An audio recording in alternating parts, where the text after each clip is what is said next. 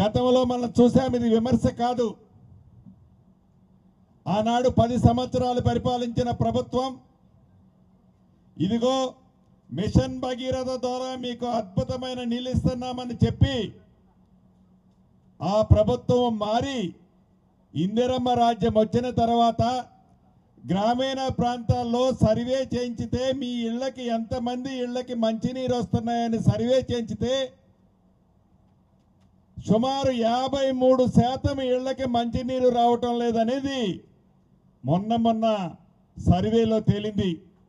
అంటే ఆ ప్రభుత్వం మిషన్ భగీరథ సుమారు 46,000 కోట్లు ఖర్చు పెట్టి ఏదైతే మిషన్ భగీరథ కార్యక్రమాన్ని అద్భుతంగా చేశామని చెప్పిన ఆనాటి పెద్దల కార్యక్రమం ప్రజల కోసం చేశారా, వారి ఖజానా నింపుకోవడం కోసం చేశారా అన్నది సామాన్య ప్రజలని మొన్న అడిగినప్పుడు అర్థమవుతుంది.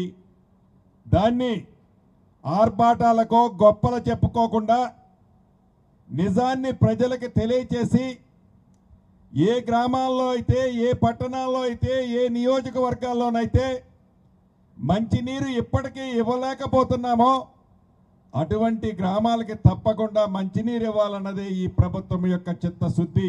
గౌరవ ముఖ్యమంత్రి రేవంత్ రెడ్డి గారి నాయకత్వంలోని ఈ ప్రభుత్వం రైతన్నల విషయంలో మొన్న బడ్జెట్లో చూశారు, సుమారు 72,000 కోట్ల రూపాయలు కేవలం వ్యవసాయానికి సంబంధించిన పొద్దుల కోసం ఈ బడ్జెట్లో ప్రవేశపెట్టడం జరిగింది. ఇందిరమ్మ రాజ్యం వస్తే రైతన్నలకు 2 లక్షల రూపాయల రుణమాఫీ చేస్తామని చెప్పిన మాట నిజం.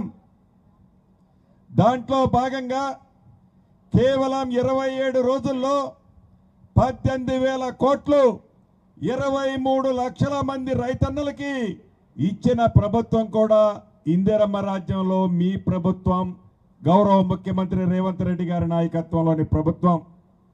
ఇంకా ఇవ్వాల్సి ఉంది 12,500 నుంచి 13,000 కోట్లు. వివిధ కారణాల చేత, టెక్నికల్గా కొన్ని సమస్యల చేత డబ్బు ఇవ్వలేదు తప్ప వాటిని కూడా రాబోయే కొద్ది రోజుల్లో పరిష్కరించి అన్న మాట ప్రకారం 31,000 కోట్ల రూపాయలకి ఇంకా కావాలంటే 200-300 కోట్లు ఎక్కువైనా పర్వాలేదు, అర్హులైన ప్రతి రైతన్నకి ఈ ప్రభుత్వం చిత్తశుద్ధితో 2 లక్షల రూపాయల వరకు రుణమాఫీ చేస్తుంది. ఇది జీర్ణించుకోలేని ప్రతిపక్షమని చెప్పుకుంటున్న నాయకులు ఈరోజు వారి 10 సంవత్సరాలలో ఏం చేశారో మనకు తెలియంది కాదు.